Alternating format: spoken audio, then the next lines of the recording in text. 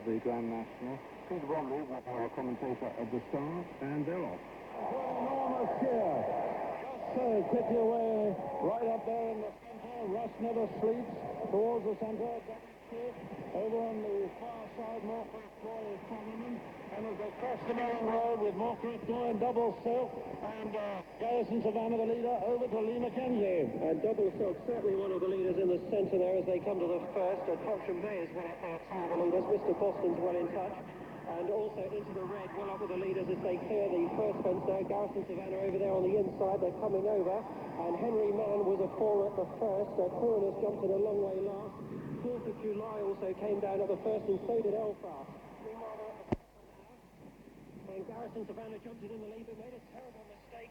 He was lucky to survive that, but he's over there on the inside, disputing it with Young Hustler, Double Silk. Then Riverside Boy on the outside. He's just got a touchdown in front of the gate. Riverside Boy over in front, Garrison Savannah, Double Silk. Savannah then seated the rider. They all come over. Cronus jumped in very big in last place, but meanwhile they go towards fence number 4. And it's Riverside Boy, Double Silk over here from Paco's Boy, Young Hustler, Garrison Savannah, the inside as we join Tony O'Hare. Lonely King is the faller at that fence, and the leader is Double Silk. Riverside Boy, the fellow tracking the leaders towards the outside, where Topsham Bay is related. Master Oates out wide too, over on the inside, Garrison Savannah at the fence before features. Double Silk lands in the lead from Riverside Boy in second there, followed by Topsham Bay. All jumped it safely, Quillet's a long way behind, but as they come down towards features, look, it's Double Silk in the lead, being followed by Riverside Boy. Young Hustler has moved up just behind them. Garrison Savannah going well on the inside, over features. Double Silk the leader from Garrison Savannah, Young Hustler, Riverside Boy, we've lost a few, it's the Cracker is down there. Also on the floor is Laura's Bow and New Mill House as they go on to the Foynaven fence.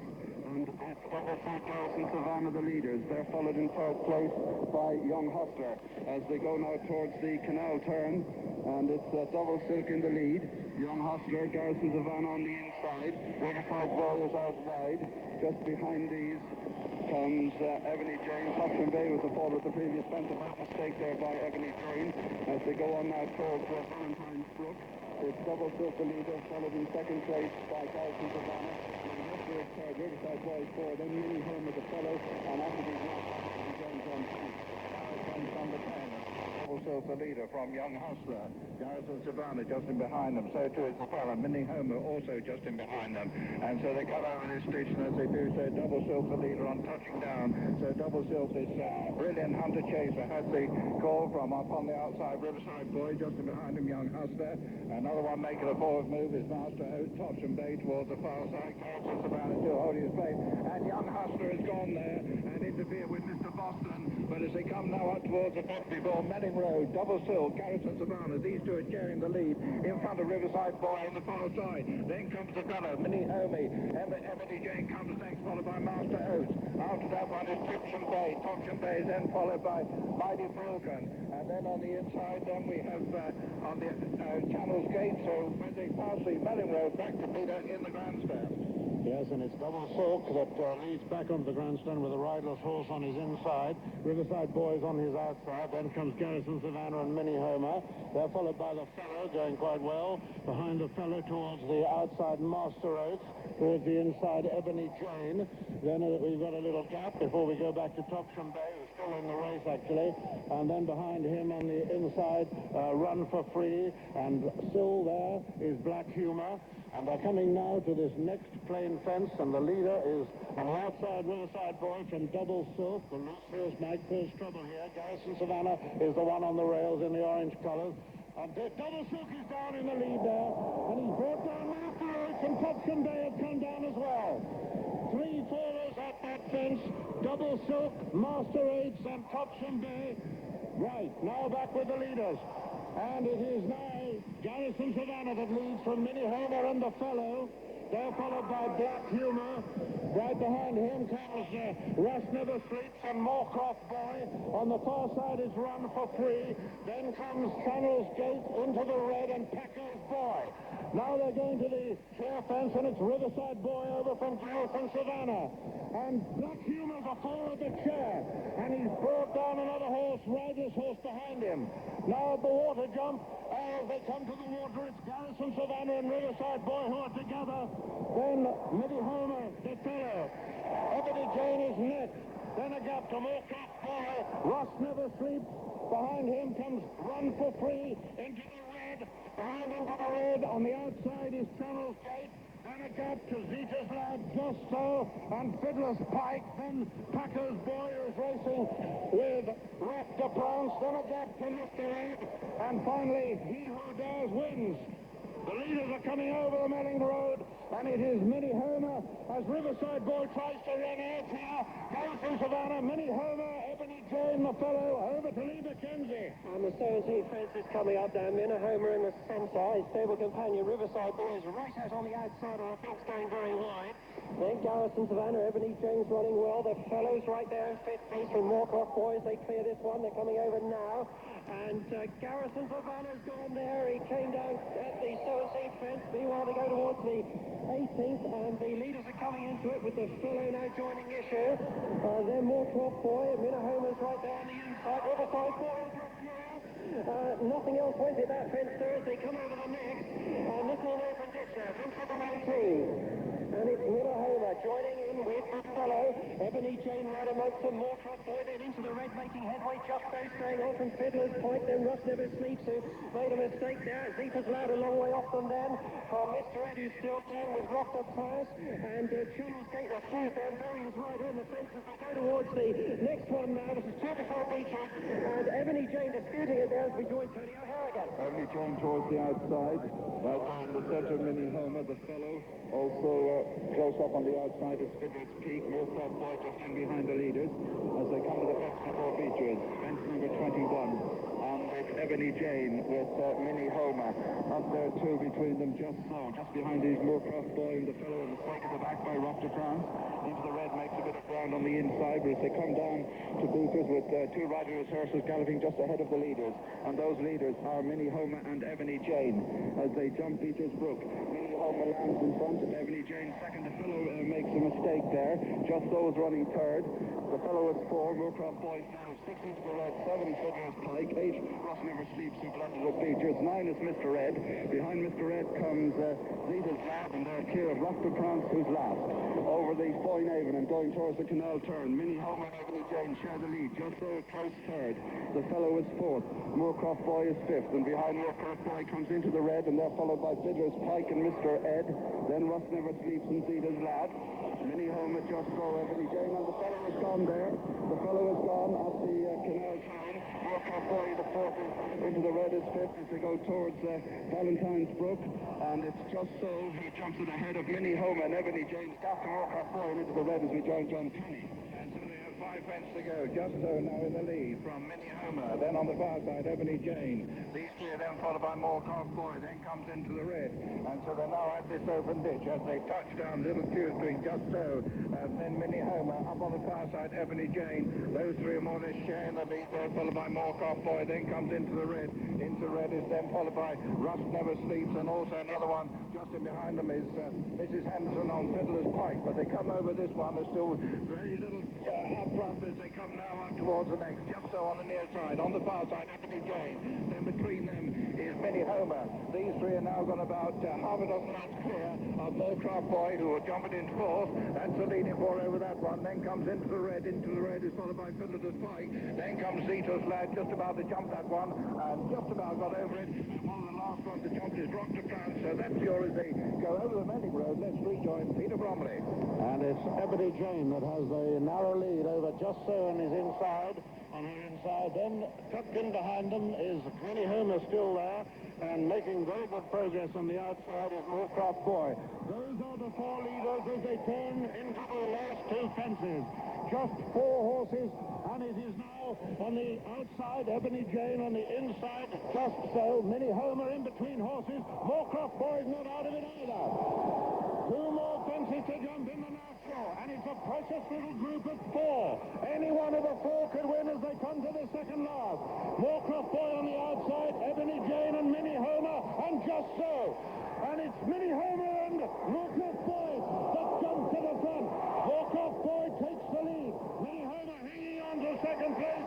Ebony Jane is 3rd.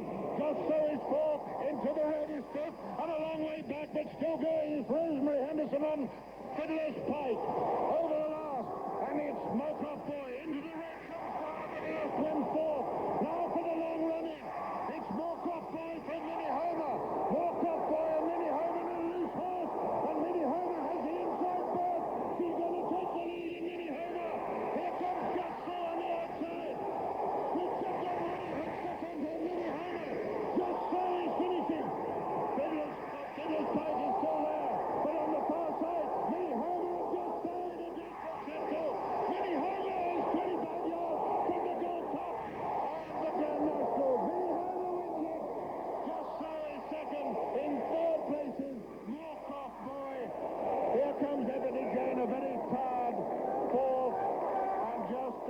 Oh, here comes Rosemary Henderson in fifth place on Fiddler's Pike to tremendous cheers from the racecourse crowd. The next and the only one to finish is going to be Rock de France. Everything else has either pulled up or fallen, and Richard Dunwoody has landed it for Freddie Starr, who lives in the village next to me. Miinnehoma has won it, trained by Martin Pipe and ridden by Richard Dunwoody. Miinnehoma had the most tremendous duel with Just So and Moorcroft Boy and Ebony Jane, but she got the inside berth, and that was a tremendous advantage. And at the elbow, he sprinted clear on Miinnehoma, and he jumped pretty well throughout. But the real drama, I suppose, happened at that fence in the straight when Double Silk came down and brought down Master H, who was racing right behind him. At the moment, we are watching Fiddler's Pike come back with Rosemary Henderson. I think she will admit to 53 years old, and that was no mean feat. And I think that is one of the great performances of entry, Fiddler's Pike. But the winner, Miinnehoma, was 16-1, and another winner for Martin Pipe, his first national. Richard Dunwoody's second, because, of course, he scored on West Tip, and what a ride he gave Miinnehoma throughout. Just So stayed on stoutly. Moorcroft Boy looked the winner at the second last. Into the round actually fell when lying third or fourth at the last fence. He was perhaps a little unlucky not to get placed. And Ebony Jane, who on Monday had finished third in the Irish National, has run a cracking good race on very, very soft ground, which of course she loves, to get into fourth place. But an extraordinary race, which all the drama happened very, very early on. And in a moment, you'll be seeing Richard Dunwoody in the scarlet colours with the gold star of the comedian, actor, and really funny man, Freddie Starr, coming back to scale with a couple of police horses on either side of him, escorting him back to the winner's enclosure. So let's go and join you, John Inverdale, in that magic circle. Well, I can see Miinnehoma in the far distance. How many finished, Peter, do you reckon? 6 or 7? I think it was only about 6. 6 or 7 finishes. That gives you some indication of how tough it was out there. But Richard Dunwoody, what a ride he gave that horse. Absolutely fantastic. He kept hold of the horse's head all the way, and he rode him just like Leicester riding a finish in a flat race. He really just waited his time, didn't let him go, because so many horses get beaten past the elbow. And then when he went for it, Just So came with a great run and just fell. It was interesting that it was Maguire against Dunwoody, wasn't it? The whole season in a microcosm there. Fascinating. Yeah, Vader and Maguire came cruising there. The race could have, changed during the last two fences and up the running, but Moorcroft Boy just dropped out as Miinnehoma went on to win the 94 Grand National. I wonder how Peter Scudamore was feeling. If he hadn't retired, he might have been on that. I know, but a lot of miles have gone past since, and, he did retire a year ago, and I think he's very pleased for all the connections. Well, Martin Pipe is on his mobile phone, inevitably, because after every winner being a Hereford or Hexham, he's on the mobile phone. You don't get too many winners like this. Miinnehoma, winner of the National. Yes, indeed, a tremendous run there by Miinnehoma, number 8 at 16-1, second, number 33, Just So, at 20-1, third, number 19, Moorcroft Boy, the 5-1 favourite, and number 11, Ebony Jane, came in fourth. Incidentally, Barry Mills, sitting opposite me, is very happy indeed, because he had Miinnehoma in the office suite. Let's hear how Chris Ball feels about that race there, Chris. Well, I think it was a glorious renaissance, wasn't it, for the Grand National after last year's problems. It was a marvellous race. Clearly, there were always going to be few finishes on this appalling ground. But Richard Dunwoody, of course, winning his second Grand National, he won on West Tip in 1986, gave this the mother and father of a ride. Miinnehoma, owned, as I was saying before the race, by the comedian Freddie Starr, trained by the champion national hunt trainer Martin Pipe down on the Somerset Devon borders, and beautifully ridden by the champion jockey Richard Dunwoody. It was a real battle from the last, because old Just So stays and stays and stays, and Simon Burrow was doing his level best to force him up in the last few strides. But Dunwoody always just had matters in hand on Miinnehoma. Running on gallantly, the 5-1 favourite Moorcroft Boy, who threaded his way through the field, but could make no better than third place. And fourth, the remarkable Irish mare Ebony Jane.